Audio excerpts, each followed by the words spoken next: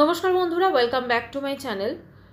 তো আমি কিছুক্ষণ আগে আজ থেকে এই যে ভিডিওটা করছি এখন থেকে ঠিক 1 ঘন্টা আগে একটা রেকর্ডিং শুনেছিলাম। সেই রেকর্ডিংটা ওই সেদিনকে যারা গেছিলেন ওখানে, তো তাদেরই একটি চ্যানেলে দিয়েছিল। আপনারাও হয়তো দেখেছিলেন, রেকর্ডিংটা শুনেছিলেন আর কি। তো সেটা ছিল যে আমাদের ঝিমি যে শ্বশুরবাড়ি থেকে চলে এসেছে, তো ঝিমি তার বাবাকে ফোন করছে। ঠিক আছে, ঝিমি তার বাবাকে ফোন করছে ঠিক সেই মোমেন্টেই যখন ওর উপর ওর স্বামী এবং শাশুড়ি খুব চেঁচামেচি করছে, সেই পজিশনটা ঝিমিও করছে। মোটা বোঝা যাচ্ছে যে ঝগড়াঝাটি হচ্ছে, সেই মোমেন্টে ফোন করেছিল। তো সেই সময় তার বাবার মোবাইলে কনফারেন্সে আরও অনেকে ছিলেন। আমি ঠিক চিনতে পারলাম না বা চিহ্নিত করতে পারলাম না তারা কারা কারা ছিলেন। আমার ব্যাপারটা সেটা নয়। ব্যাপারটা হচ্ছে, ধরুন এখন সেই রেকর্ডিংটি নেই দেখছি, হয়তো কেউ বারণ করেছেন, হয়তো সেজন্য সেখান থেকে রেকর্ডিংটা রিমুভ করা হয়েছে, বা হয়তো আমিও দেখতে ভুল হতে পারি, জানি না। তো মেন কথা হচ্ছে যে একজন বাবা তার মেয়ে শ্বশুরবাড়িতে এরকম একটা ব্যাপার হচ্ছে, সেইটাকে কি করে রেকর্ডিংটা বা অন্য কিছু সেটা এরকমভাবে ওয়াইটিতে আসতে দিতে পারে, এটা হচ্ছে মেন কথা। হলো এখন জাস্ট 5 মিনিট আগে আমি দেখলাম একটা লাইভ হচ্ছে তার বাবার চ্যানেলে। তার বাবা বলছে একটা বার্তা দেওয়ার জন্য আমি এসেছি, জিমির বাবা, ঠিক আছে, একটা বার্তা দেওয়ার জন্য আমি এসেছি, এবং তিনি আইসক্রিম খাচ্ছেন। তো সেই পোজের ছবিও আছে শুরুতে আর কি। তো তারপরে এবং তিনি বলছেন আমি বার্তা দেওয়ার জন্য এসেছি। তো সেখানে ওই আমাদের ঝিমি অনেকদিন নাইটি পরেছে, তো আবার সে চলে এসেছে ওই হাফ প্যান্ট আর গেঞ্জিতে। তাকে দু ঝলক দেখিয়ে দিল তার বাবা, ফ্রিজ থেকে আইসক্রিম বের করা অবস্থায়।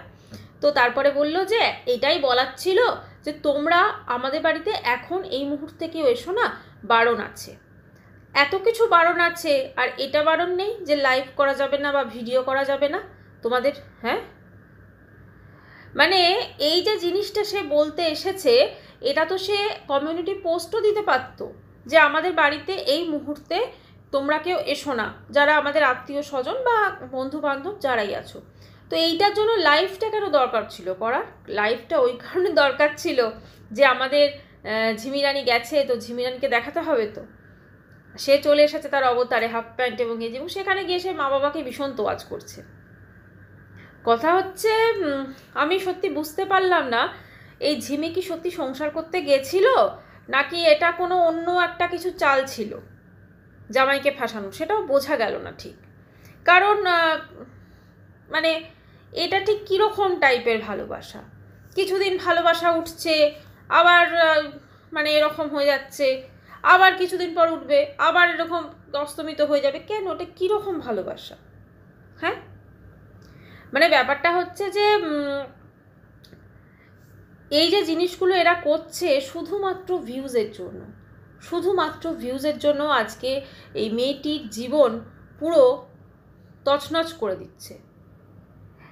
একটা এত কম বয়সী মেয়ে, তার নিজস্ব একটা কোনো স্ট্যান্ড পয়েন্ট নেই, তার মেন্টাল কন্ডিশন ঠিক না, তাকে ঠিকঠাক কাউন্সেলিং করা হয়নি, কিচ্ছু না। তার যদি প্রপার চিকিৎসা হয়ে থাকতো তাহলে হয়তো সে এখন সুস্থ হয়ে যেত। আমি একটাই কথা বলবো, সেটা হচ্ছে আজকে টোটাল যে জিনিসটা চলছে, ধরুন এই যে ফোনে যখন ঝিমি রিতমের ঝগড়া হচ্ছে, সেই মোমেন্টে ওর মায়েরও গলা পাওয়া যাচ্ছে, রিতমের মায়েরও। এবং সেই মুহূর্তে উল্টো দিক থেকে মেয়ের বাবা মেয়েকে বলছে, মেয়ে রেগে মেগে বলছে যে আমি এর শেষ দেখে ছাড়বো। ঠিক আছে, তখন মেয়ের বাবা বলছে তুই বলছিস দেখবি তো। আচ্ছা, আজকে যদি ওই ছেলেটিকে শাস্তি দেওয়া যায়, তাহলে কি ওর মেয়ে সংসার করতে পারবে ওই ছেলেটির সাথে? ধরুন আমি ধরছি যে ছেলেটিকে জেলে দেওয়া হলো, তাহলে কি ওর মেয়ে কোথায় সংসার করবে? আমি এক্ষেত্রে ছেলেটির সাইড নিচ্ছি না, কারণ ছেলেটি যখন ঝগড়া করছিল তখন কিন্তু ওর মাও ওখানে, এটা ওর মায়ের একটা চিরাচরিত স্বভাব আমি দেখেছি, যখনই ছেলে বউ ঝগড়া করছে সেখানে মাঝখানে উনি ঢুকে যাচ্ছেন। এটার জন্যই ঝগড়াটা আরও বেশি বেড়ে যাচ্ছে, এটার জন্যই ওই মেয়েটি আরও বেশি রেগে যাচ্ছে। একে তো তার মাথার গণ্ডগোল আছে, তারপরে এই ধরনের জিনিস তাকে আরও বেশি রাগিয়ে দিচ্ছে। এবং এটি ছেলেটির মা জানেন, তাই তিনি এটা ইচ্ছাকৃতভাবে করছেন বলতে বাধ্য হলাম।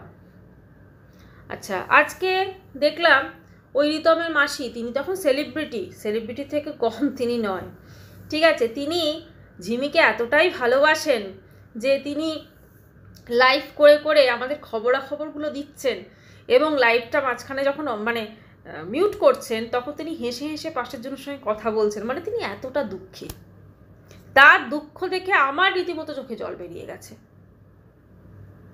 সব কটা হচ্ছে নাটকে, পুরো এই জিনিসটাকে ভিউজ, টাকা পয়সা এগুলো নিয়ে সব মেতে আছে, আর এর পিছনে এরা যে কি ক্ষতি করছে সেটা এরাও জানে না।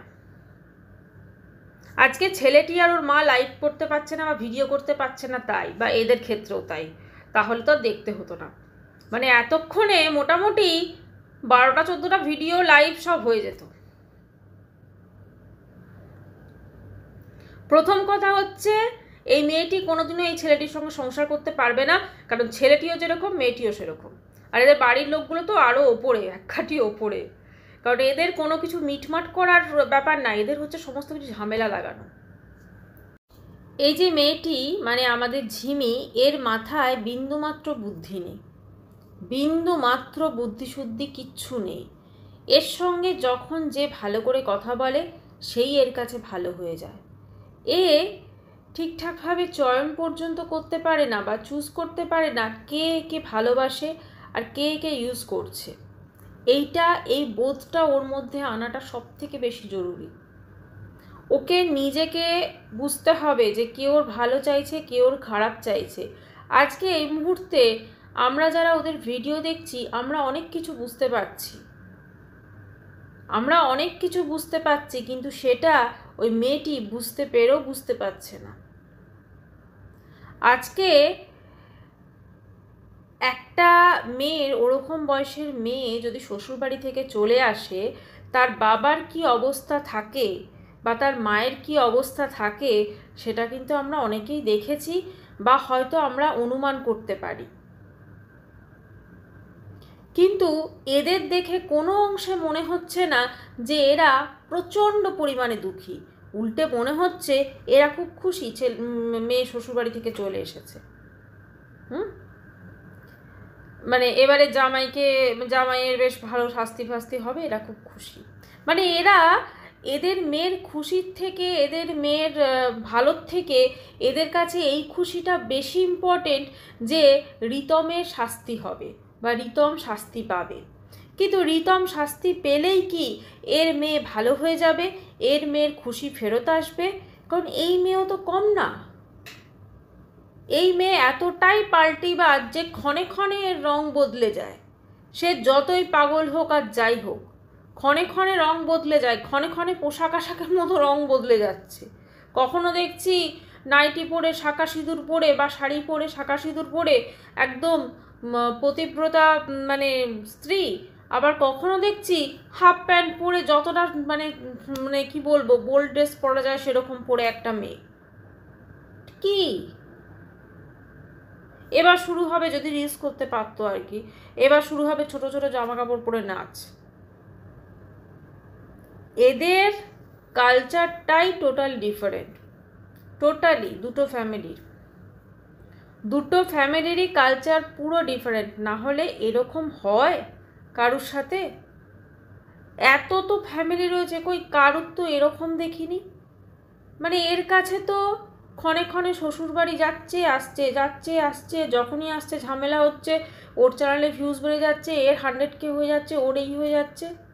এরা খেলা পেয়ে গেছে জীবনটাকে। তবে বয়সের সাথে সাথে তো এই খেলাগুলো একদিন শেষ হবে, মানে জীবনের খেলা, তখন বুঝতে পারবে। আর সব থেকে বেশি আমি বলবো দোষী এদের মা বাবাগুলো। যেরকম দেখছি, বাপরে বাপ, আমাদের সব মানে বলছি এরকম নর্মাল বাড়িতে ধরুন, এরকম মেয়ে যদি শ্বশুর বাড়িতে এরকম বিশাল ঝগড়াঝাটি হলো, চলে এলো, বাবা মা সবাই মিলে আয়েশ করে বসে আইসক্রিম খেতে পারবে না অ্যাটলিস্ট, আর যাই হোক। এদের টোটাল ব্যাপারটাই একটু অন্যরকম।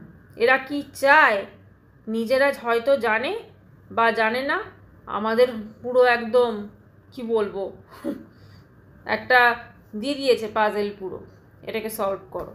ঠিক আছে, এটাকে সলভ করব ধীরে ধীরে। শেষ করছি বন্ধুরা ভিডিওটা এখানে। চ্যানেলটি ভালো লাগলে অবশ্যই সাবস্ক্রাইব করার অনুরোধ রইল। বাই।